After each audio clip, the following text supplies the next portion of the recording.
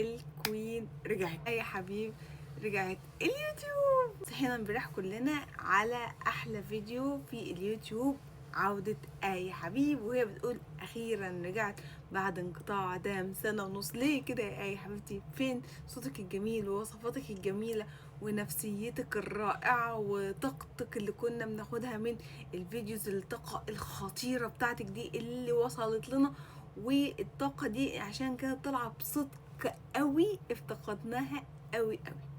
طبعا يا جماعه لسه فرحانين وبنقول هي واخيرا آية حبيب رجعت، واخيرا آية حبيب هتمتعنا بفيديوهاتها، واخيرا وهوب المفاجاه الكبرى. ملحقناش 24 ساعة يعدوا على الفيديو، وإذا بحبيبتنا التانية اللي كانت سبب إن آية حبيب تختفي لمدة سنة ونص. وآية حبيب لمحت لده في فيديو العودة. حبيبتنا التانية بتقول لها إيه؟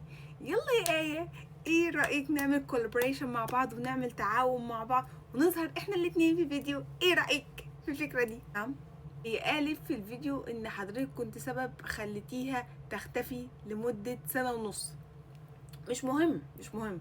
اي حبيبي في الفيديو قالت انا سبت امريكا، يعني هي كمان سابت لك امريكا وراحت دبي. سابت امريكا وراحت دبي. حبيبتنا تسكت؟ لا لا لا لا لا, لا. انا في دبي يا آية، ويلا بقى بينا نعمل الكولابوريشن سوا. تثبت في حالها. احنا ما صدقنا ان هي احنا عايزينها يا ستي. انت بتقفليها من اولها ليه يا ستي؟ احنا حابينها. ما تركزي في نفسك وبس. مش هيقولوك اللي بتبص في ورقه غيرها ليه، ركزي في ورقه. خلاص انت ما شاء الله معديه، وبقى ليكي اسمك واسمك بقى علامه. اي حبيب بقى عامله لك ايه؟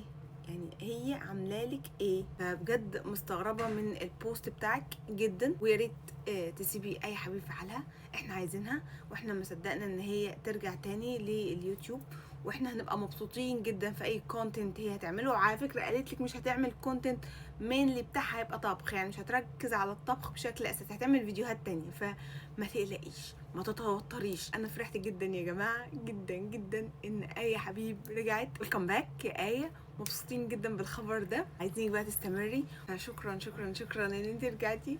والله العظيم فيديو اصلا اللي انت عملتيه امبارح اللي هو فيديو العوده، والله العظيم الطاقه بتاعته فرقت معايا جدا في يومي.